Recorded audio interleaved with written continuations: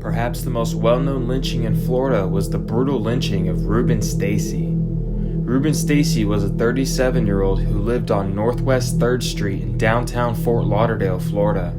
He was described as a well-liked man by his friends and neighbors. Stacy worked as a field hand on a nearby farm. On July 16, 1935, an unidentified black man knocked on the door of Marion Jones, a white woman, and asked her for a drink. When she let the man in, he allegedly threatened her with a penknife. She ran off in terror and the man left the scene. 2 days later, on July 18th, Rubin Stacy was arrested after being reported as suspicious looking by a witness. Stacy would attempt to run from the police but was soon apprehended. Stacy denied that he had threatened Jones, but even with no evidence, the police turned him over to the Broward County Sheriff Walter Clark. This would turn out to be disastrous for Stacy. Instead of putting Stacy in a police lineup, Sheriff Clark instead chose to take him to the home of Marion Jones, which was against the law. Jones' 5-year-old son reportedly yelled, "There he is," when he saw Stacy. The sheriff then gave $25 to each deputy who arrested Stacy.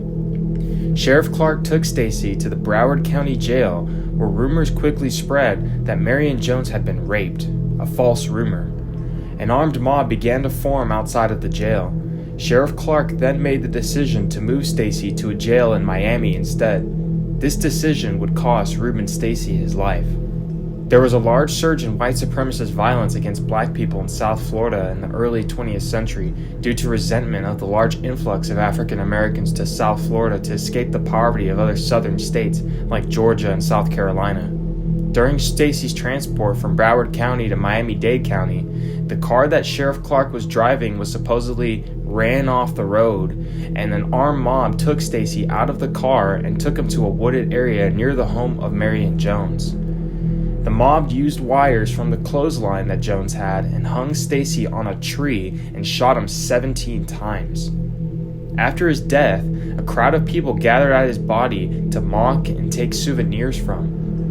Many in the crowd were children as young as 3 years old. Stacy's body hung there for over 8 hours until it was removed. The disturbing photograph taken of Stacy was used by the NAACP to push for an anti-lynching bill, but the bill would never be passed.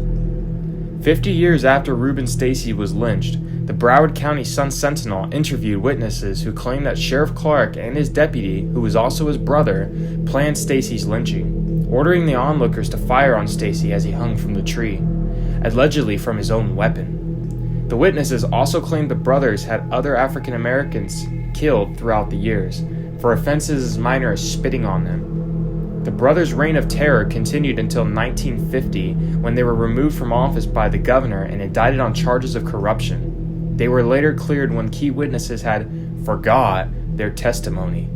None of the people involved in the lynching were ever indicted for their crimes.